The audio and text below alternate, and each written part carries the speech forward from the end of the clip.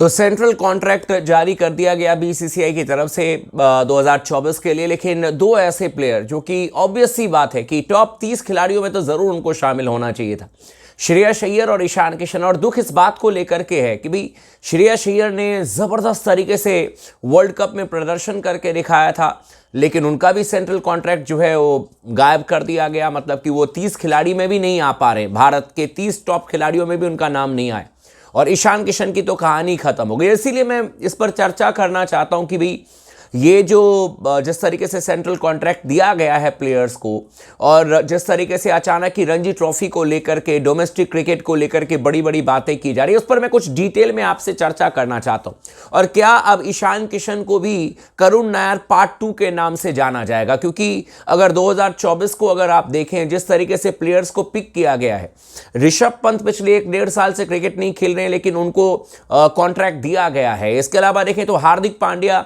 पिछले 4-5 महीने से कोई मैच नहीं खेल रहे, उनको सेंट्रल कॉन्ट्रैक्ट दिया गया है।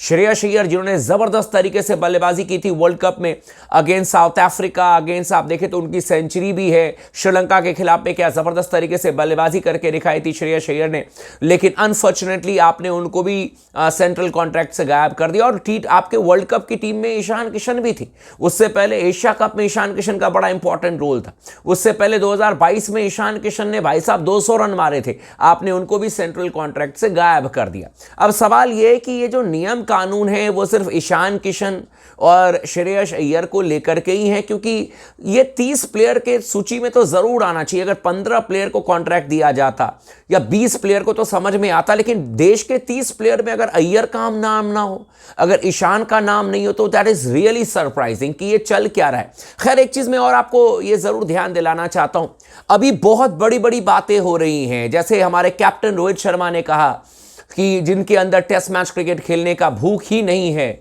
वो उनको हम क्यों ही टीम में रखें, और ये और वो अलाना फलाना। कैप्टन रोहित शर्मा की बात में दम है, बिल्कुल उन्होंने सही कहा, लेकिन एक बात मैं आपको रियलिटी बता दूं, ये हार्ड हिटिंग बात है।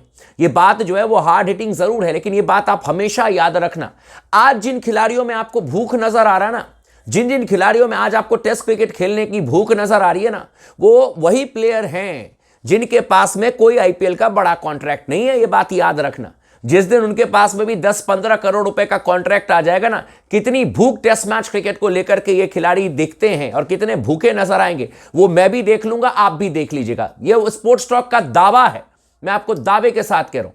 जिन खिलाड़ियों के बारे में बड़ी बड़ी बातें की जा रही है कि बहुत भूखे हैं, बहुत ये मेहनती खिलाड़ी हैं, ये सबसे टफेस्ट फॉर्मेट है वर्ल्ड क्रिकेट का, तो टफेस्ट फॉर्मेट को बढ़ाने के लिए हमने कितना कुछ किया है, और हमारे कितने बड़े बड़े प्लेयर्स ने जाकर के रणजी ट्रॉफी मैच को खेल लिया। मैं जानना चाहता हूं कि हमारे कितने बड़े प्लेयर्स ने रणजी ट्रॉफी के मुकाबले खेले हैं, कितने बड़े। अगर रणजी ट्रॉफी को लेकर के इतना हम सीरियस हैं कि भाई रणजी ट्रॉफी को बढ़ाना है, ये खत्म हो रहा है, इसको ये करना है, वो करना है, अपने बड़े प्लेयर से कहो ना कि अपने मैचेस खेलने के लिए आए।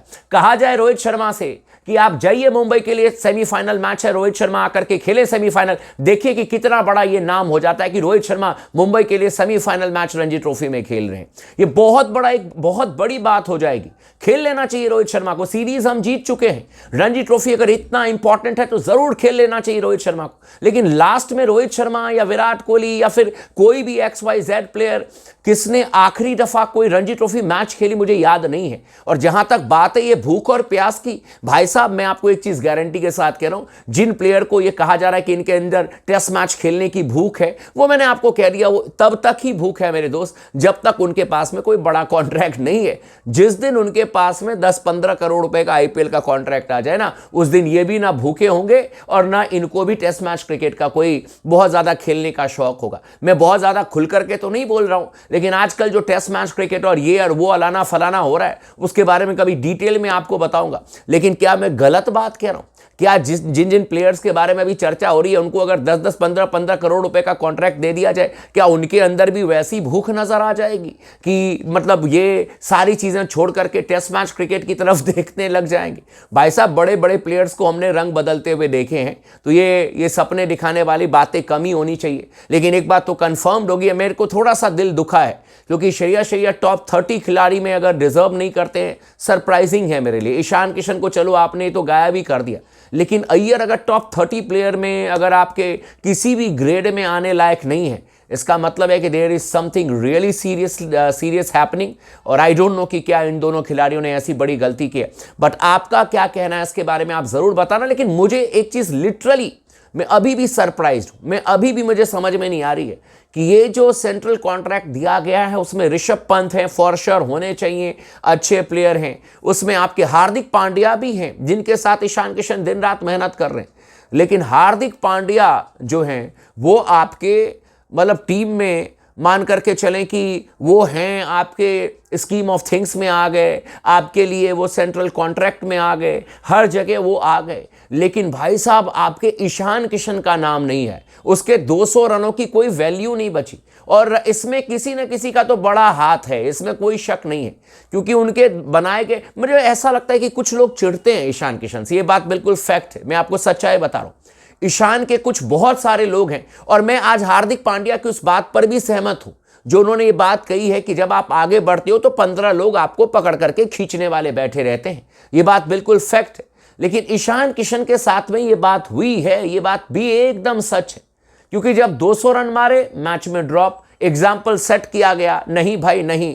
मुझे लगता है कि थोड़ा सा कोच हमारे जो है ना उनकी झुकाव किसी और प्लेयर की तरफ ज्यादा है, और जिस तरफ मतलब वो झुक जाते हैं उसके अगले तरफ वो देखते ही नहीं है।